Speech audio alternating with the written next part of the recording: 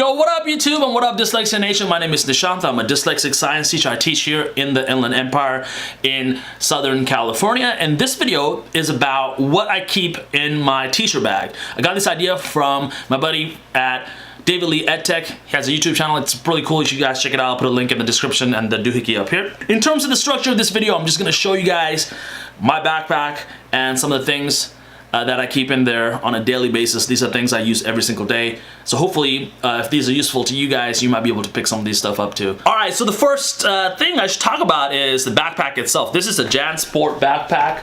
I've had it for about 4 years. I think I paid 50 bucks for it. It was on sale. Now this backpack is really comfortable. It has kind of basically never failed me. It has a bunch of pockets. It has enough room for everything I need to take with me, and when I wear it, it feels really comfortable with the things that I usually take with me.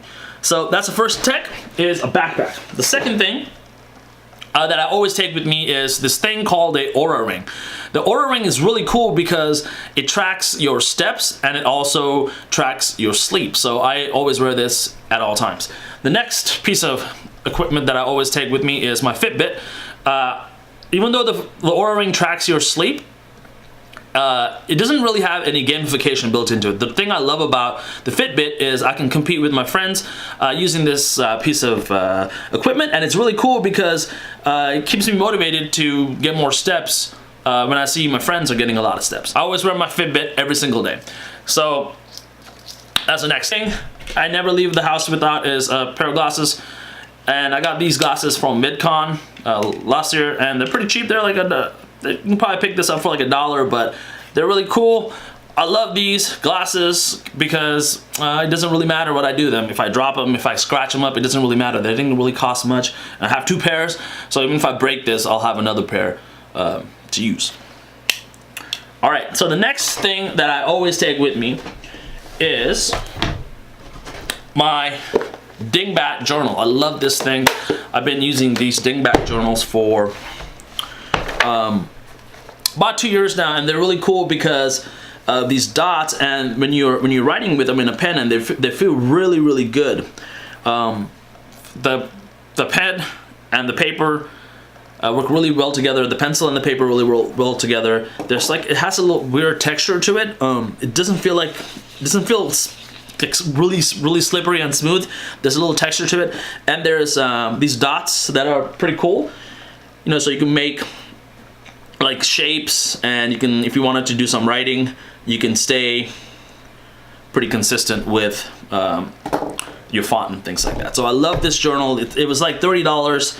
There's 180 pages to it, and I always take this journal with me just in case I, have an idea or I'm working on something. I keep my do list in here sometimes. I always take a mechanical pencil with me. This one is a Pentelic 0.5 lid mechanical pencil. I love these type of pencils, and yeah, the lid never breaks usually, and it feels good in my hand. Another writing utensil I take are these Micron archival ink pencils or pens. I always take a red with me and a black, and they really help me, when I'm writing things down, kind of organize my thoughts in this journal. So that's just my journal and what I used to write in the journal. All right, so the next thing I take with me wherever I go is this 20-sided tetrahedral die.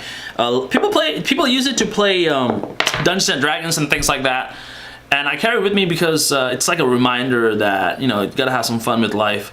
And sometimes I'm a little too serious, so this is like a reminder to, roll a die, have some fun, take some chances, things like that. The next thing I always take with me is my cell phone. This is a older cell phone. It's a iPhone 7 Max, I think. It's from 2014, 15, 16, something. It's from a while back. I had this cool carrying case that I used to carry my ID and also my credit card or debit card with me, so it also doubles as a wallet. And yeah, this is just a phone. Everyone has one of these, so it's not really a big deal. The next thing that I've got is these AirPods or whatever. I love these because, when I first bought them, I didn't think they were gonna be worth it, but now that I have them, I don't think I can live without them. If I lose these, I'm gonna buy another pair immediately. The reason why I love this is because it removes all friction from from listening to something. You know, when I had like regular earbuds, you know, they would be tangled up. I had to get them on my backpack. I had to do some things in order to like get them, right? And even when I had them like immediately available, I had to like have my phone on me, and there's a wire going through, and it was just kind of like awkward, and there was a lot of friction involved whenever I wanted to listen to something. With this, I just pop one in or both of them in, and I immediately have access to all of my like audio files on my computer because of Siri, or my phone because of Siri, and I'm like always listening to an audiobook or a podcast or a document that I turned into an audiobook. So yeah, for a dyslexic, this is probably one of the coolest things because you instantly have access to all of your audio files, and I've been able to listen to more things because I have these. The next thing that I've carried with me at all times is my iPad Pro with the Apple Pencil. Now, an Apple Pencil is pretty much like the coolest invention for a dyslexic, because we don't have to deal with using a keyboard anymore with the Apple Pencil. So I love taking handwritten notes. That's the reason why I started using my journal, is because of handwritten notes, and because of the iPad here and the Apple Pencil. Now I can take handwritten notes anywhere, and these notes become like searchable, and they'll last forever, and they'll go to like all my different devices that I have. So I love it. If you guys are thinking about buying an iPad, get the older version, get an Apple Pencil, and yeah, it's totally worth it. Don't buy the new ones. You don't really need it. Next thing is my MacBook Air. I've had this for a long time. This is actually a device my school district gave me, and I've been using for a long time, for like 4 years. And the reason why all my other devices are Apple is because most of my documents and files and applications are based on, you know, my school computer. And I do have a PC right here for video editing, but everything else is done on this Mac. That's for like school.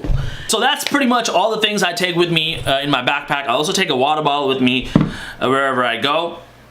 The reason why I take all this stuff is because I've been able to create a system around all this stuff to help me like navigate the world as a dyslexic better. I'm gonna share with you guys all the apps and all the systems that are involved in all these pieces of equipment in this video right here. If you guys want to check that out, I think it'll be really helpful. So go check out this video right now. I love you. Talk to you guys soon. Bye.